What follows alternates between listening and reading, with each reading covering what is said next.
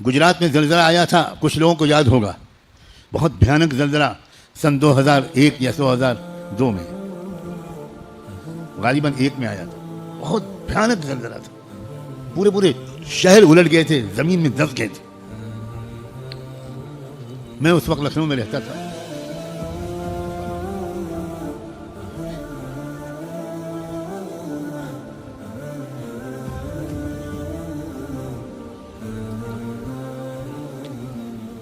अल्लाह की तौफीक से मैं सफ़र करके, लंबा सफ़र करके गुजरात गया। उस ज़लज़ले के इलाके में बहुत लंबा दौरा किया, तकरीबन 15 दिन उस पूरे ज़लज़ले के इलाके में मैंने और मेरे चंद दोस्तों ने गुजारी। अजीब क़यामत के मंज़र उस वक्त देखने को मिले। पूरे पूरे गांव में एक इंसान जिंदा नहीं बचा। इलाके का दौरा हम लोगों को कराया। हमारी आंखों के सामने इंडियन आर्मी का, फौज का खाली ट्रक आया और उसमें से फौजी अफसरान आए और कैंप में आए कर उन्होंने बड़े अदब से सलाम किया और ये कहा कि आर्मी की सप्लाई रुक गई है, शायद कल या परसों हमारा जो सामान आ रहा है पहुंच पाएगा, तो आपके यहाँ पता चला कि सामान है तो आप हमको दे सकते हैं। अल्लाह का शुक्र है, मौलवियों, तबलीगी साथियों ने उनसे कहा कि 1 ट्रक, 2 ट्रक, 3 ट्रक, जितना चाहें आप, हमारे लोग आपके ट्रकों में सामान रख देंगे और आपका एहसान मानेंगे कि आपने उस गांव तक हमको जाने की ज़हमत से बचा लिया, खुद ले जाइए। इंडियन आर्मी का कर्नल, उसकी आंख में आंसू थे और उसने ये तक कह दिया कि साहब, मैं आपसे नमस्कार करके कहना चाहता हूँ, आज नहीं तो कल इस देश को आप ही लोग बचा पाएंगे।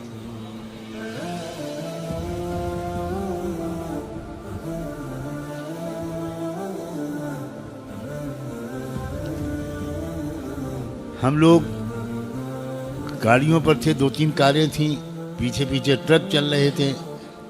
तो हम लोग एक इलाके से दूसरे इलाके में जा रहे थे।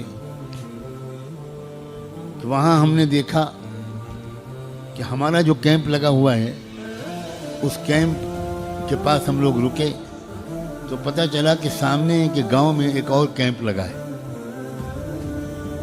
तो हम लोग मशवरा करने लगे कि यहाँ जब इमदाद पहुँच गई है तो फिर हम लोग यहाँ पर क्या करें और आगे कहीं जाएं।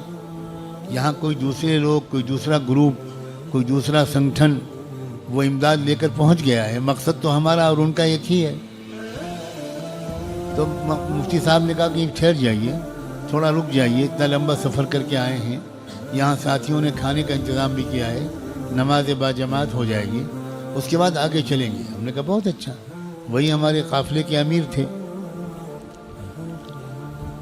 थोड़ी देर के बाद हम लोग गाड़ी में बैठकर रवाना हुए तो मुफ्ती साहब ने कहा कि थोड़ी देर उस कैंप के करीब चल के देखते हैं कौन लोग हैं, क्या कर रहे हैं, उसके बाद चलते हैं। हमने कहा बहुत अच्छा। जो करीब पहुँचे तो गाड़ी थोड़ी रोकी तो कुछ आवाज़ें कान में आईं।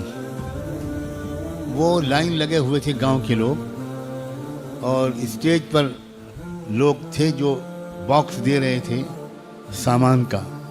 हर बॉक्स में दाल, चावल, तेल, प्याज वगैरह रहा होगा।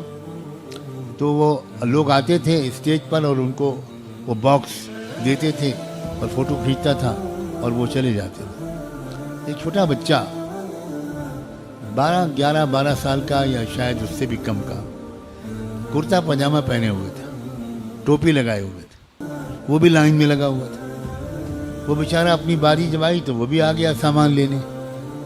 उसको उन लोगों ने स्टेज पर बुलाया और सामान के बजाय पहले कान में उससे कुछ कहा। तो हम लोगों ने तो कुछ सुना नहीं, आवाज़ तो आई नहीं।